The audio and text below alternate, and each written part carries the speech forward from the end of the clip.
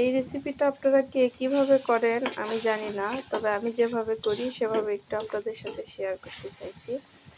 আমি প্রথমে এখানে একটু পেঁয়াজ ভেজে নিয়েছি, তারপরে তার মধ্যে একটু আদা বাটা, জিরা বাটা, গুঁড়া মরিচ, একটু হলুদ, সামান্য পরিমাণে লবণ দিয়ে মশলাটা আমি ভালো করে কষে নিচ্ছি।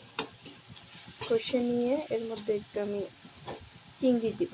আজকে আমি নিয়েছি একটা বড় চিংড়ি, ছোট ছোট করে কেটে নিয়েছি। চিংড়িটা দিয়ে আর একটু কষে নেব।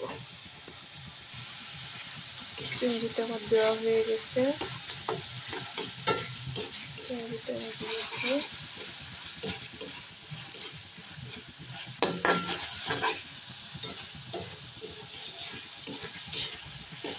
দেখেন চিংড়িটা দিয়ে আমি একটু কষে নিচ্ছি। কষে নিয়ে এর মধ্যে আমি আজকে শুধু পটল দিব।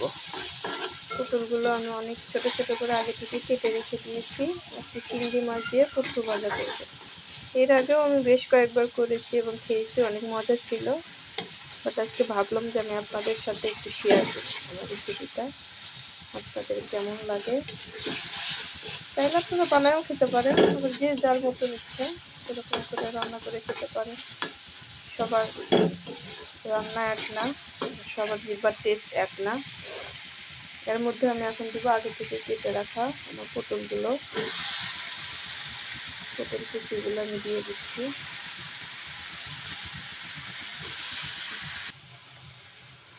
পটলগুলো দিয়ে আমি একটু হালকা নেড়ে নেব।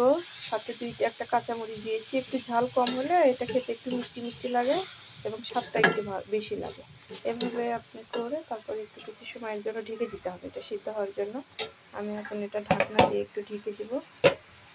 ঠিক 5 থেকে 10 মিনিট পর আবার ঢাকনাটা খুললেই দেখে যাব যে অর্ধেক সিদ্ধ হয়ে গেছে।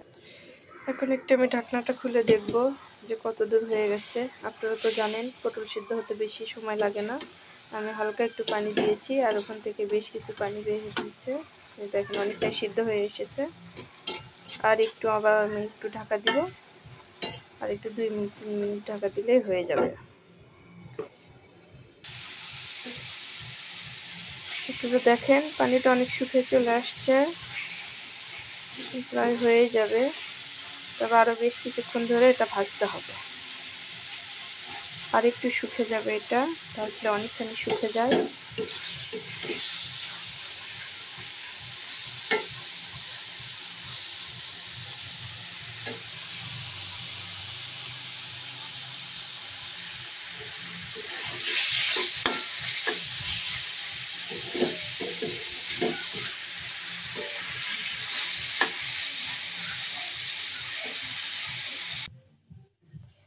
দেখেন আমার চিংড়ি পটল রেডি হয়ে গেছে।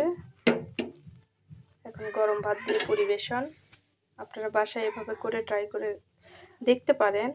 আমার মনে হয় না যে খারাপ লাগবে, ভালো লাগবে। সবাই আমার ভিডিওটাতে লাইক দিয়ে পাশে থাকবেন। খোদা হাফেজ।